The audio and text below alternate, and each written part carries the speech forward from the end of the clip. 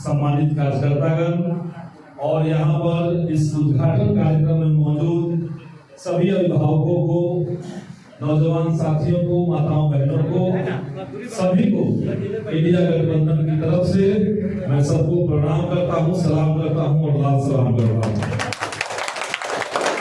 और 2024 का ये चुनाव है। 2024 के चुनाव को लेकर के हमने बार बार ये कहा कि 2024 का चुनाव इस बात का चुनाव है कि देश के अंदर 2029 में फिर से चुनाव होगा कि नहीं होगा। झलक मोदी जी ने दिखला दिया है। देश के 2 लोकसभा क्षेत्र, एक है सूरत और एक है इंदौर। इन 2 जगहों की जनता इस बार लोकसभा चुनाव में वोट नहीं करेगी क्योंकि साजिश करके वहां पे भाजपा को निर्विरोध तरीके से जितवा दिया गया।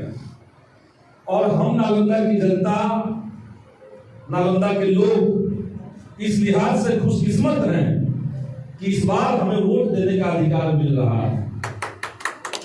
हम वोट देंगे, लेकिन ये चिंता जरूर करेंगे कि देश के अंदर जनता का वोट देने का जो लोकतांत्रिक अधिकार है, जो लोकतंत्र की परिभाषा है, उसको मिटा देने की कोशिश चल रही है।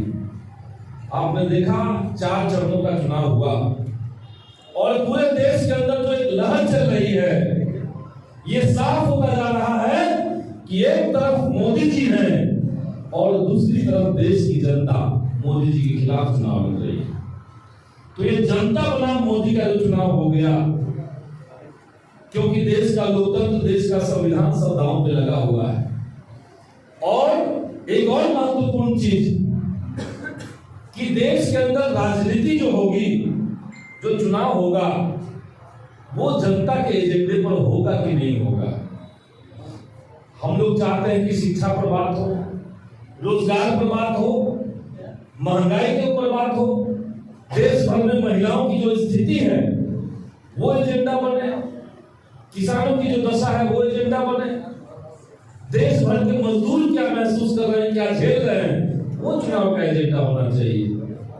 लेकिन मोदी जी को लगा हुआ है कि केवल हिंदू मुसलमान करके, भारत पाकिस्तान करके, और जैसे जैसे चुनाव नजदीक आता जा रहा है, जैसे जैसे बीजेपी को लग रहा है, एनडीए को लग रहा है कि उनके पैर के नीचे से जमीन खिसक रही, वो जो बयान और देते जा रहे हैं। अभी 4-5 दिन पहले मोदी जी ने कहा कि अगर बीजेपी हार जाएगी तो इंडिया गठबंधन वाले लोग आपका भैंस लेके चले जाएंगे। आप समझिए कि देश का प्रधानमंत्री, आप भाजपा के नेता बाद में हैं, आप देश के प्रधानमंत्री हैं, तो आपको अपने पद की मर्यादा रखनी चाहिए। आपको बताना चाहिए था कि 10 साल में आपने क्या किया, या अगला चुनाव में जीत के आप क्या करेंगे। तो ये ना कहकर के केवल विपक्ष पे निशाना और केवल झूठा आरोप लगा करके जनता को गुमराह करने की कोशिश हो रही है। लेकिन ये तय बात है कि इस बार जनता गुमराह नहीं होगी, बदलाव होगा। नालंदा के अंदर जो होगा हमने तय किया कि 5 जून को, क्योंकि ये तय हो चुका है कि भाजपा एनडीए की सरकार की विदाई होनी, 5 जून को अग्निवीर योजना डस्टबिन में डाल दिया जाएगा और नौजवानों को 25 नौकरी सरकार मिलेगी। ये इंडिया गठबंधन है। गरीब परिवार की महिलाओं को, हर परिवार की एक महिला को सरकार की तरफ से 1 लाख रुपए दिया जाएगा और ये भी तय हुआ है। 30 लाख नौजवानों को पक्की नौकरी मिलेगी, सरकारी नौकरी मिलेगी।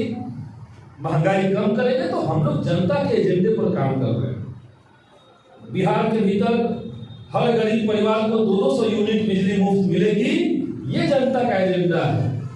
तो इसलिए जनता का एजेंडा, लोकतंत्र, संविधान, तीनों मसलों को लेकर के इस चुनाव को जीतना है। और आप सब लोग इतनी देर से यहाँ पे इंतजार कर रहे हैं। इतनी गर्मी और इतनी धूप के बाद इतनी बड़ी तादाद में लोगों ने यहाँ पे अपनी मौजूदगी दर्ज कराई है और यही संकेत है कि इस बार इंडिया गठबंधन नालंदा में जीत रहा है। ये उनका आगे है। नालंदा का सांसद कैसा हो, कैसा हो। तो आप सबसे यही निवेदन करेंगे, यही अपील करेंगे कि इस चुनाव में पूरी ताकत के साथ, एकजुटता के साथ, प्लानिंग के साथ, तन मन धन लगा करके सब लोग चुनाव को लड़िए। और ये मत समझा जाए कि कोई अकेले संदीप सौरभ उम्मीदवार है, बल्कि नालंदा का हर नौजवान, हर किसान, हर मजदूर, हर जनता अपने आप को उम्मीदवार समझे, क्योंकि इस बार का जो चुनौती है वो देश की पहचान को बचाने का है, देश की पहचान को बनाने का है। शुक्रिया। इनकलाब जिंदाबाद, महागठबंधन जिंदाबाद।